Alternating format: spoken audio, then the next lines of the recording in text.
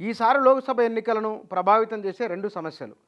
ఒకటి ధరల పెరుగుదల, రెండోది ఉపాధికి సంబంధించిన అంశాలు. ఈ రెండిట్లలో ఒక సర్వే వచ్చింది. సిఎస్డిఎస్ సర్వేలో 57% మంది, అంటే సుమారుగా 60% మంది ఏమన్నారు, ధరల పెరుగుదలనే ఈ ఎన్నికల్లో ప్రభావం చూపించబోతున్నదని. అందులో ఉన్న అంశాలు: బీజేపీ హయాంలో నిత్యావసరాల ధరలు పైకి, ఉప్పు పప్పు నుంచి కూరగాయల వరకు బగ్గు, 10 ఏళ్లలో 300% వరకు పెరుగుదల, చమురు మంట, సాగు పెట్టుబడి ఖర్చు కారణమే, ముగ్గురికి వారం భోజనం ఖర్చు 2000 పైనే, ధరలకు కళ్ళెం వేయడంలో మోదీ సర్కార్ ఫెయిలు. సిఎస్డిఎస్ సర్వేలో 57% మంది అభిప్రాయం ఇదే. ఎన్నికలపై ధరల ప్రభావం ఉంటుందన్న ఓటర్లు. ఇది ఏమన్నారు వీళ్ళు? ఇంకా కేంద్రంలో బీజేపీ ప్రభుత్వ 10 ఏళ్ల పాలనలో ధరల మూతతో సామాన్యుడి బతుకు దినదిన గండం నూరేళ్ళు ఆయుష్ అయింది. మోదీ సర్కార్ అసమర్థ విధానాలు, అనాలోచిత నిర్ణయాలతో పేద మధ్యతరగతి వారిపై ఏదో రూపంలో నిత్యావసర వస్తువుల ధరల బండ పడుతూనే ఉన్నది. ఇప్పటికే వంట గ్యాస్ సిలిండరు, పెట్రోల్, డీజిల్ పెంపుతో ప్రజలు అల్లాడుతుంటే పెరిగిన నిత్యావసరాల ధరలు వారిపై అదనపు భారాన్ని మోపుతున్నాయి.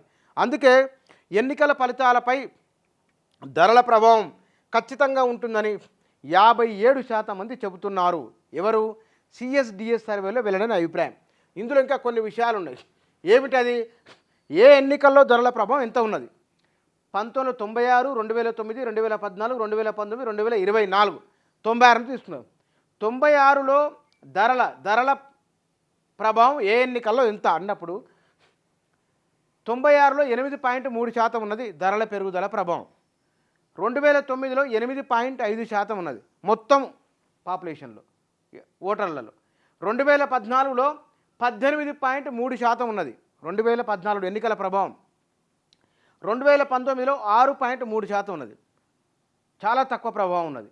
2024లో 23% ఉండబోతున్నది.